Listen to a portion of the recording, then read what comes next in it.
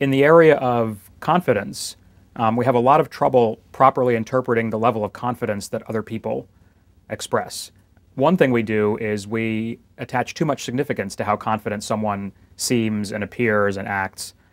In another sense, we prefer confident people more than less confident people, even when they're actually less accurate and less knowledgeable. So for example, a Dutch psychologist named Gideon Keren did a very clever experiment where he said simply to people, here are two weather forecasters, and they've given the forecast percentage chance of rain on 4 consecutive days.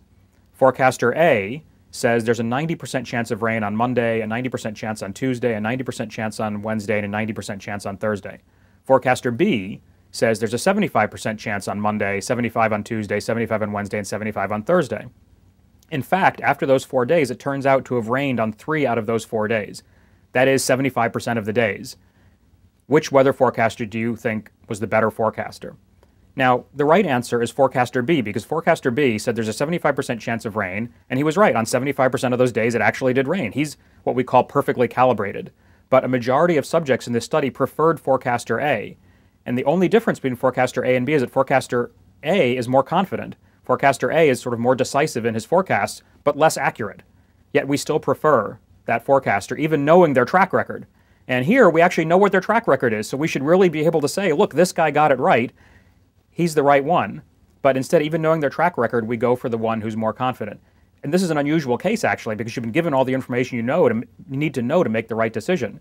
If you think about people who forecast the stock market, or who forecast political elections, or who forecast, trends in shopping and design and so on, we don't know what the track record of those people are when we pick which ones we like better, so we're even more seduced by confidence, and we don't realize that we're paying so much attention to that. We think we're making a better decision than we really are. My research is in sort of 2 areas. One is traditional cognitive psychology, and the other is cognitive neuroscience, a more modern field that uses technologies like brain scanning to figure out how what's going on in the brain explains how our minds work. And these are exciting developments and exciting technologies that enable us to learn those kinds of things, and I'm all for them. But we do point out in our book sort of one unfortunate side effect of some of this new development, and we call these side effects neurobabble and brain porn. And neurobabble is sort of the adornment of explanations about the mind with references to the brain. A lot of people think that if you can say something about the brain, then you must know more about how the mind works. And it really doesn't work that way. The brain and the mind are not entirely the same thing.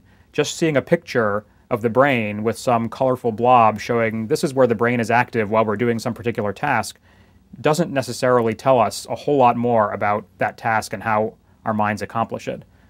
Likewise, a lot of talk about the brain is often used to sort of as an add-on to other arguments to make them seem more convincing. It's sort of like an all-purpose reference to make your argument more convincing, is to say it has something to do with the brain and to show a picture of the brain and so on. Advertising does this quite a bit as well. You can see the brain if you look in all kinds of advertisements where, when you think about it, it's really not that relevant. And I sort of am a little bit troubled by that trend, while at the same time I think it's exciting to discover more about the brain. It's just as long as we know what that knowledge means, and that it doesn't mean that traditional psychology is somehow obsolete and replaced by neuroscience and so on. They're 2 topics of study that definitely relate to each other quite a bit, but the one doesn't replace or really make the other any more credible.